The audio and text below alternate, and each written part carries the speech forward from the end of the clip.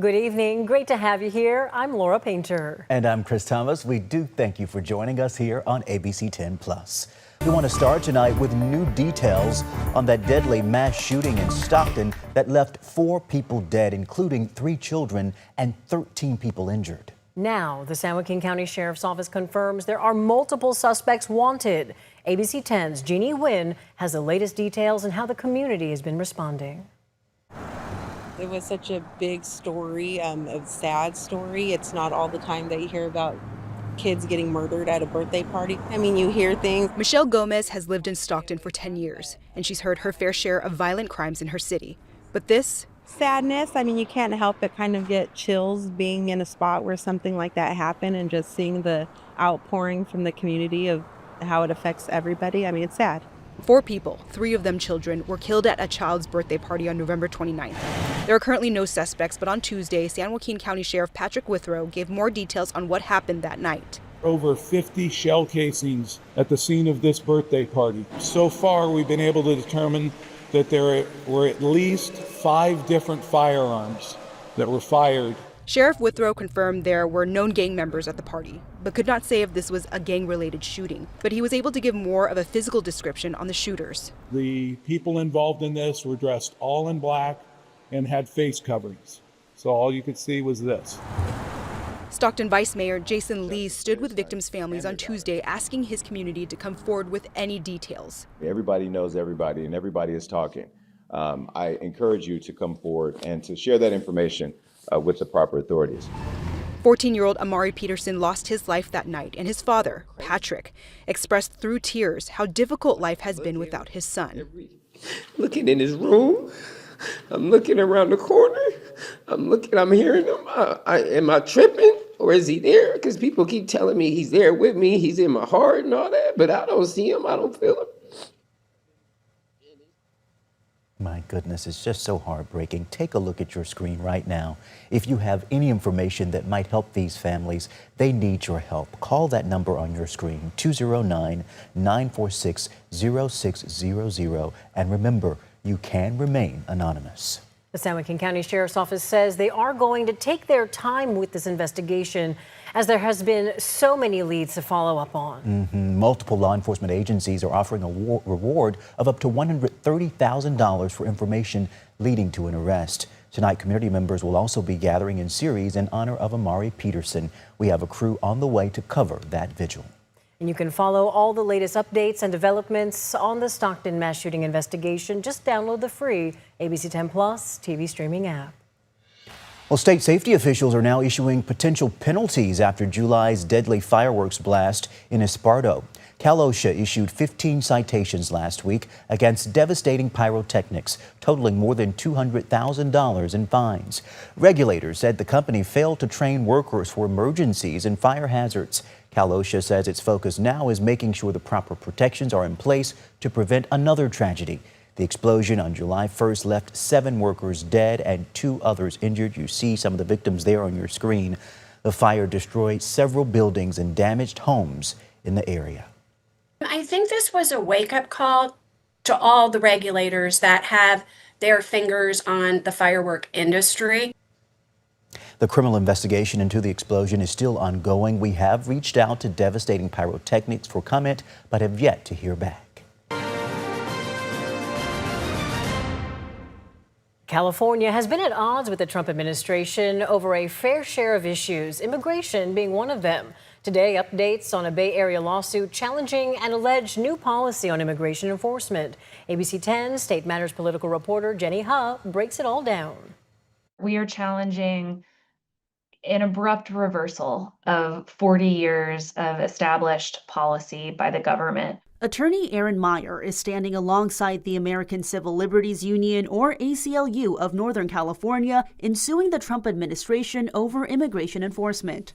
The organization says Homeland Security, specifically U.S. Immigration and Customs Enforcement, or ICE, is unlawfully rearresting and redetaining people. If you've been released, you don't commit any crimes, you show up to all your immigration appointments, you should be able to have some comfort that ICE is not going to rearrest you. The Tuesday hearing at the federal courthouse in San Jose was the first of many steps in this case, which began with Garo Pinchi, an immigrant released in 2023 on her own recognizance. Pinchi was redetained in July. She says despite not breaking the conditions of her release, she requested legal justification for her detention and was let go. They're doing everything day to day that we do to live our lives, and they've done that in reliance on this understanding that they wouldn't be put back in immigration detention unless they did something wrong. And I'm curious as to why you guys are choosing to call this a new policy, because the main counter argument by the Trump administration today in court was that there simply is no policy. It's hard to take that argument seriously. Hundreds of people who are just showing up to their immigration court hearings or their ICE check-ins have been arrested and detained since May of 2025. We reached out to DHS and ICE for comment on the allegations. They asked us to provide a copy of the lawsuit, but did not respond back once we did. This comment by Trump's border czar Tom Homan over the weekend offers a lay of the land on federal immigration enforcement crackdowns. We're going to focus on those illegal alien public safety threats. I looked at the numbers today, by the end of this calendar year, we're going to be around 600,000 deportation, in the majority of them being public safety threats. Meyer says a ruling on their request for the courts to put a stop on the new policy while the lawsuit is ongoing is anticipated before the holidays. Jenny He, ABC 10. The U.S. State Department says the Trump administration has revoked 85,000 visas since January. That's more than double the total last year. It includes more than 8,000 student visas as part of a broader effort to tighten who can enter and remain in the United States. A department official said crimes like DUI, assault, and theft account for nearly half of those visas. Other cases involve overstays and alleged national security concerns. Take a look at this. This morning, traffic on northbound I-5 in Stockton crawled for hours after a big rig ended up hanging off the freeway near the 8th Street exit. Caltrans initially warned drivers to expect delays, but all lanes have since reopened. Sacramento police say a man is under arrest after a shooting Sunday morning near Doco that left 2 people hurt. Authorities say CHP stopped and arrested 27-year-old Andrew Jimenez shortly after the gunfire. We're told both victims are expected to survive. And there'll be more security in that area. The Sacramento Police Department announced today it's opening a new bike unit office in partnership with Downtown Commons. The office is on 320 K Street and will be fully operational by early next year. Sacramento police say this office will serve as a dedicated location for officers to deploy from. Sac PD and DOCO say they hope the office will promote safety, They hope the office will promote safety in the area, and this comes after concerns about increased crime in downtown. Coming up, debates over health care and the affordability crisis intensify on Capitol Hill. Plus, Habitat for Humanity making strides to increase affordable housing in Yuba City, how the community will help. And we've had a lot of gray days lately, and I'm expecting several more gray days. I've got a full look at the forecast later in the show.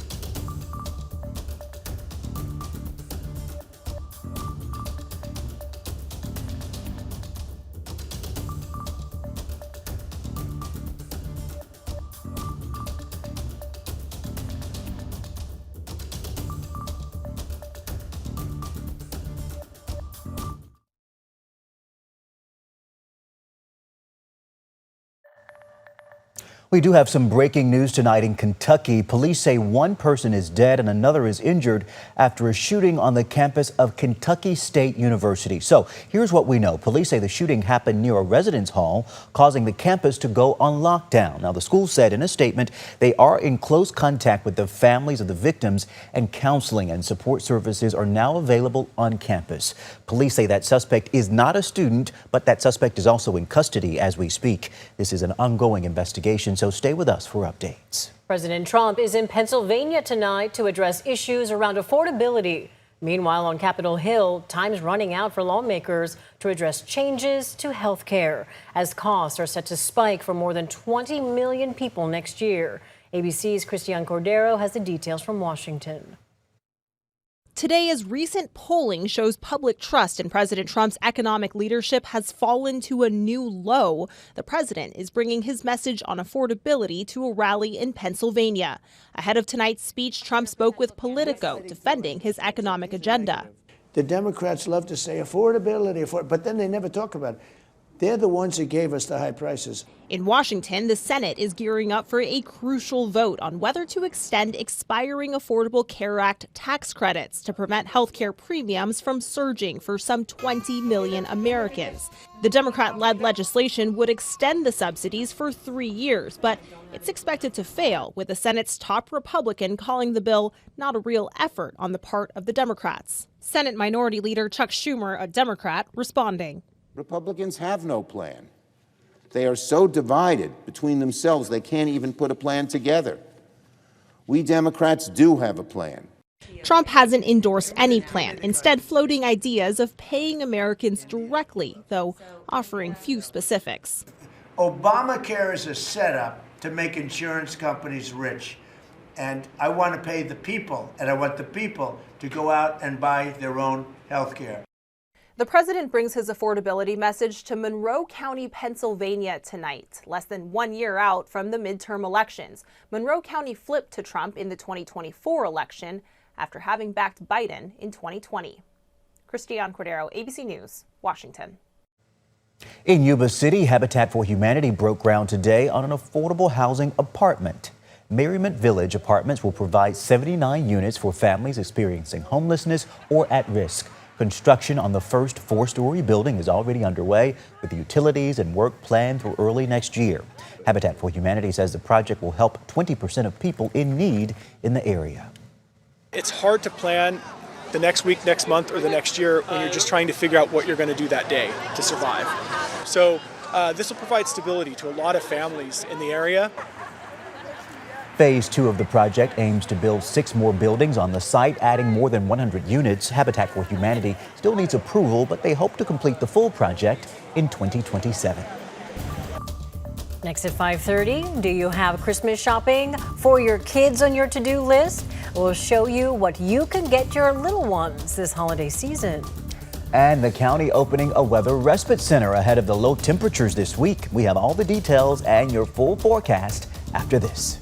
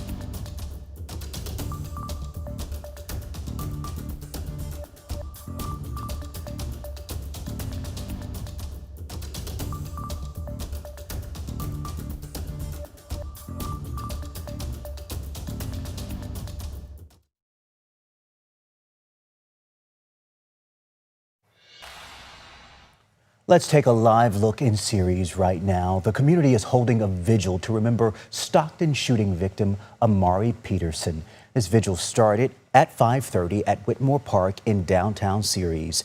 ABC10 spoke to Amari's father last week. He described his son as a gentle soul loved by many and passionate about sports. Several of his football coaches and teammates are there. Remember, he was just 14 years old. His father explained to us that he was actually there at the party with his son when this tragedy happened, watched his son take his last breath, explained how helpless he felt. And here we see the community gathering now to remember Amari, a young life taken too soon. We'll have more on the tribute tonight coming up on Late News Tonight at 11. Stay with us for updates then. Take a look at this. Scientists say some solar activity might make the northern lights visible tonight in 15 states. It's not guaranteed, but people in the northern U.S. might want to check the sky around midnight. Some states with the best chance of visible auroras include Washington, Alaska, Idaho, Michigan, and New York. None of those are California, but Brendan, any chances here? Across the Northeast. Okay, gotta make a drive. Northeast Plateau, yeah. But here in the Valley, it's all about the fog and the gray. We're lucky to see the sky at all. Right. And here we are talking about, northern lights. But, we're trying to put a positive spin on things. As we look at the satellite image from today, nothing but gray across the Valley. It really did not move at all. We were just underneath of that gray blanket all day long, and we still are. But as soon as you get up roughly 1,000 to 1,500 feet in elevation, then you've got plenty of sunshine, and that gives us a very wide range of temperatures, whereas we're in the 40s across the valley. That 45, by the way, is officially tied for the coldest day of 2025. 45 in Stockton, 46 in Fairfield, but then again, you go up above the low clouds, and it's 63 in Placerville, 55 in South Lake Tahoe, and 63 in Truckee. So as we look at the calendar for December, for Sacramento, we've hit 45 twice on Friday and today. Again, coldest day of the year, but every other day has been in the 40s or low 50s. The one exception to that was Wednesday of last week when we hit 62 degrees, and that's because we actually had some sunshine. No sunshine, though, over the three things that I am tracking. Colder than normal temperatures continue, as do great days, and the dry weather pattern likely to be sticking around for a while as well. We'll look at the weather pattern in a second and see why that is. But right now it is 44 in Sacramento, 44 in Stockton, 40 in Jackson, 56 in Nevada City, 39 Truckee, and 41 in South Lake Tahoe. Looking towards downtown, 44 degrees underneath those clouds. And that's how we're going to spend the rest of this evening and into tomorrow morning as well, with some of that patchy fog, but otherwise low clouds sticking around. Wednesday morning, starting off in those low 40s across the valley, 30s to 50s in the high country, in the foothills, and then 20s up in the high country. This pattern is not going to change. Not looking at a lot of differences tomorrow or for the rest of the week. Wednesday's highs, upper 40s to low 50s, cold and gray, but then you get some 60s as you go into the foothills. Here is the weather pattern. High pressure sitting overhead for the rest of this week. Into the weekend, we're going to see a little passing system across the northern part of the state, not likely to bring much, if any, precipitation with it, especially to the capital region, but we could get a little bit of some rain up near Shasta. Can't completely rule out a shower in the valley, but the better chance is definitely going to be up near Shasta across the North State. And then behind that system, another high pressure builds in. So that's going to keep the fog around. That's going to keep colder temperatures in the valley, but it's also going to mean a lot of sunshine and dry weather for the high country. Look at this. Up near Tahoe, 62, 62, 60 degrees, and then 58 the next 4 days. Almost all those are going to be at or above the record high temperatures. So Tahoe seeing some record highs, nearly 15 to 20 degrees warmer than normal, whereas they should be in the 40s. Well, right now the valley's in the 40s and Tahoe's in the 60s. We're all flip-flopped. We are backwards. This is not the type of weather we should be seeing at this time of year, especially in these locations. And as you look at the 7 to 10 day forecast here, maybe some slight shower chances near the end of it, but little accumulation expected. You said trying to find a positive spin. Consistency. Here you go. Sure. You know what to expect. You can get your whole wardrobe set out and laid out for the whole week. Just keep a coat and a scarf, maybe gloves if you're so inclined. Yeah, and leave the sunglasses at home if you're in the valley. You won't need them, right? And we do need a little bit of rain, and so at least we get a little bit in the forecast. If we were going to have have the clouds, so I agree with you.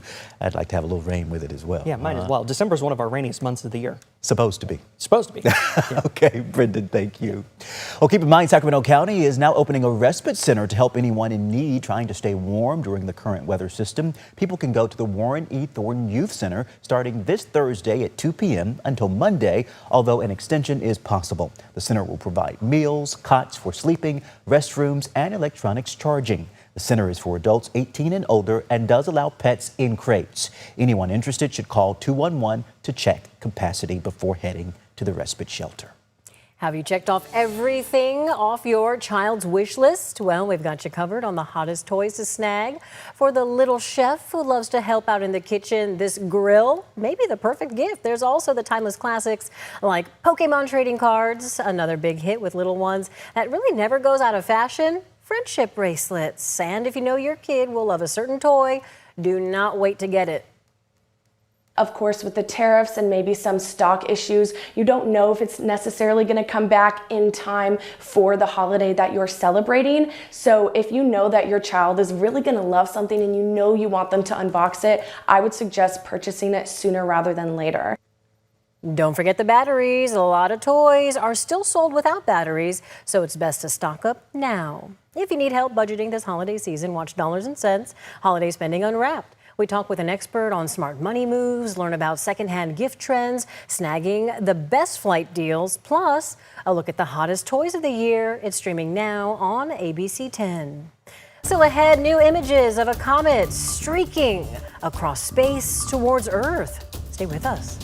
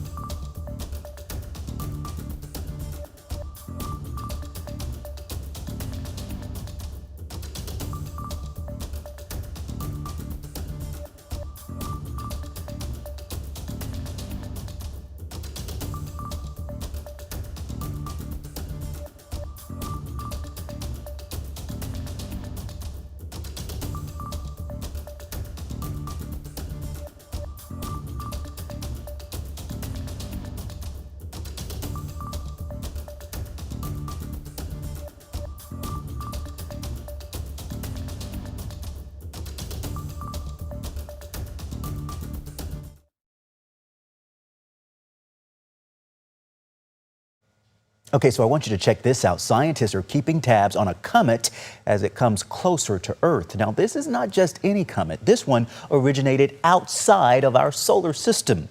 The Hubble Space Telescope and the Jupiter Icy Moons Explorer captured new images as it streaked across the solar system.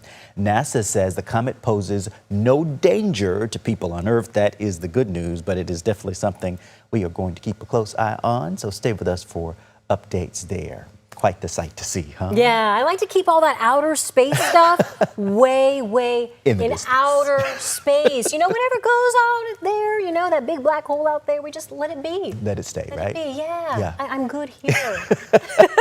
We're glad to keep it that way, right? Yes, we're so glad you guys are here too. So thank you so much for joining us. Remember, you can watch us anytime, any day on your schedule on the free ABC10 Plus TV streaming app.